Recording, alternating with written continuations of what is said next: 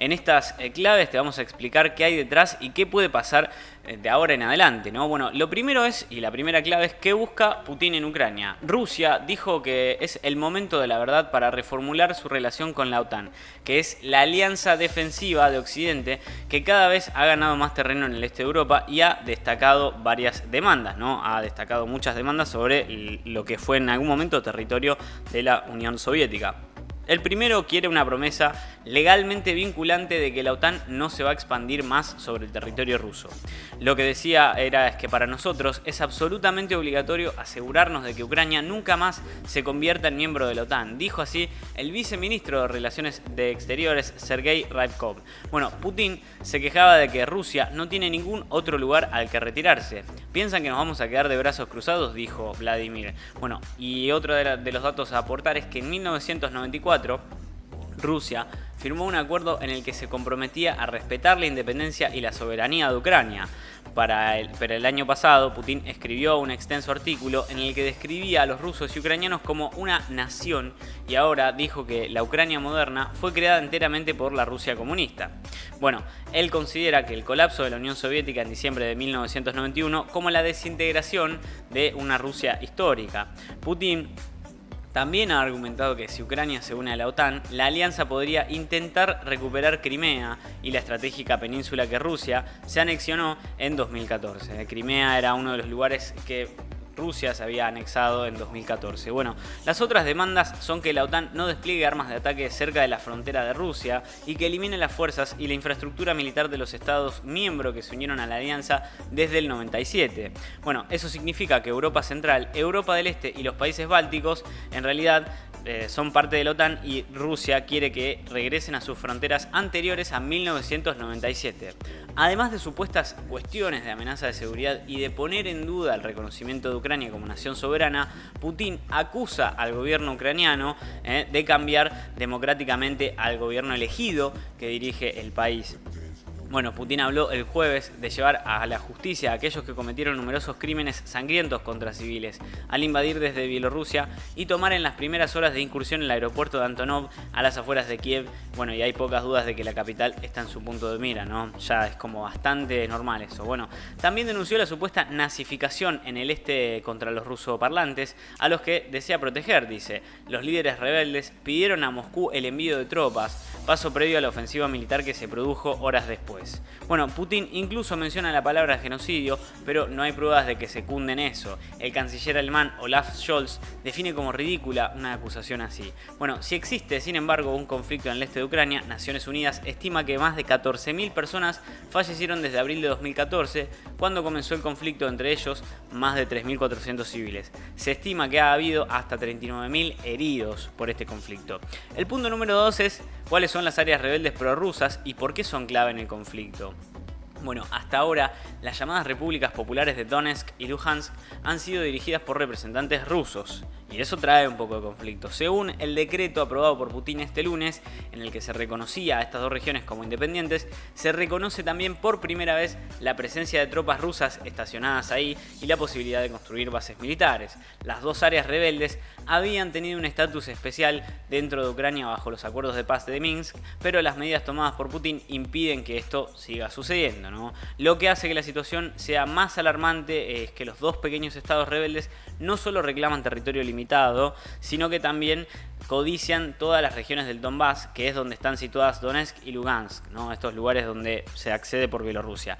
Bueno, dice así Putin que los habían reconocido y esto significa que reconocieron todos los documentos fundacionales.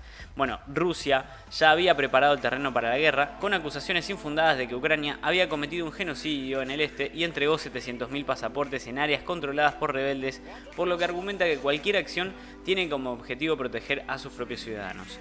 El punto número 3 es saber si cabe una solución diplomática a la crisis, ¿no? Porque esto también es una crisis. La decisión de Putin de invadir este jueves hace que una posible solución diplomática sea cada vez más lejana y difícil de concebirse, porque ya hubo ataques, ya hubo bombas, ya hubo civiles muertos, hubo también soldados, y entonces la cuestión se complica un poco más haciendo el análisis.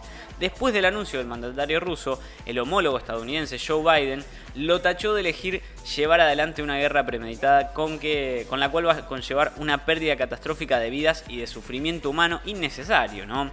Ucrania ha desarrollado las fuerzas armadas en los últimos años y Rusia se enfrenta a una población hostil. El ejército llamó a todos sus reservistas de entre 18 y 60 años. El jefe del Estado Mayor Conjunto de Estados Unidos, Mark Milley, señaló el martes que la invasión abre un escenario horrible, ya que el conflicto podría extenderse a áreas urbanas densamente pobladas y esto puede llegar a ser algo terrible o una situación muy fea.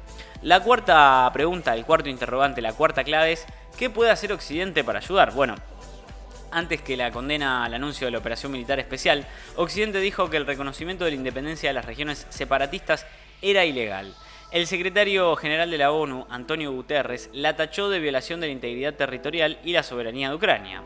Pero los aliados de la OTAN dejaron en claro que no hay planes para enviar tropas de combate a la propia Ucrania. En su lugar, han ofrecido a Ucrania asesores, armas y hospitales de campaña, datos no menores, ¿no? Así que la respuesta principal sería penalizar a Rusia con sanciones. Alemania ya detuvo la aprobación del gasoducto Nord Stream 2, o sea que ya le están cortando el gas. La Unión Europea acordó amplias sanciones que incluyen 351 parlamentarios que respaldaron la decisión ilegal de Rusia de reconocer las regiones controladas por los rebeldes como estados independientes del Parlamento. Estados Unidos dice que está bloqueando al gobierno de Rusia de las instituciones financieras occidentales y apuntando a élites de alto rango, o sea que también le están haciendo un bloqueo económico a los rusos. Reino Unido impuso sanciones contra 5 grandes bancos rusos y contra 3 multimillonarios. Y por último, el presidente Joe Biden anunció sanciones a bancos rusos y dijo que las principales economías del mundo van a hacer lo posible para evitar que Rusia pueda hacer negocios en dólares, en euros, en libras o en yenes. O sea que están bloqueando económicamente a Rusia de una manera increíble. Bueno, el último punto, pero no el menos importante, es ¿cuál es el papel que cumple la OTAN en todo esto? Bueno, la OTAN es una alianza defensiva occidental nacida para contrarrestar a la Unión Soviética durante la Guerra Fría. Precisamente tiene una política de puertas abiertas a nuevos miembros y sus 30 estados miembros están convencidos de que esto no va a cambiar y viene así desde el 97, esto arrastrándose, ¿no?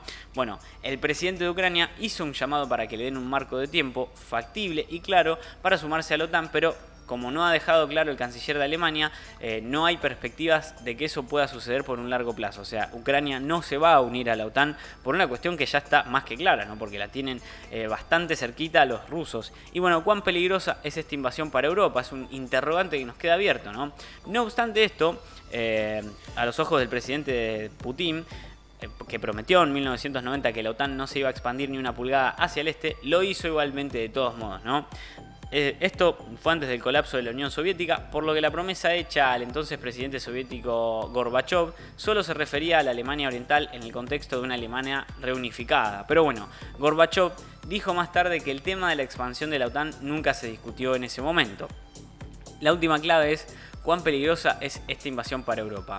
Este es un momento aterrador para mucha gente, es un momento en el cual las personas están sufriendo, sobre todo el pueblo de Ucrania y el resto del continente que es testigo de cómo una gran potencia invade a un vecino europeo por primera vez desde la Segunda Guerra Mundial. Bueno, decenas de personas ya fallecieron, o en lo que era la Alemania define como la guerra de Putin. Para los líderes europeos esta invasión rememora algunos de los peores momentos desde los años 40 del siglo pasado. Según el presidente de Francia, Macron, es un punto de quiebre para la historia de Europa y es una clara alusión a la Guerra Fría. El presidente ucraniano Volodymyr Zelensky habló de que se crea ahora un nuevo telón de acero entre Rusia y Occidente. La invasión ya se siente en muchos países que comparten frontera con Rusia y con Ucrania. Letonia, Polonia, Moldavia y todos los otros países están esperando ya una llegada de refugiados. Lituania y Moldavia declararon estado de emergencia tras la llegada de ya miles de mujeres y de niños. Tampoco esta es una guerra para la que estuviera preparada la población rusa, que se va a ver afectada también por las sanciones de Occidente.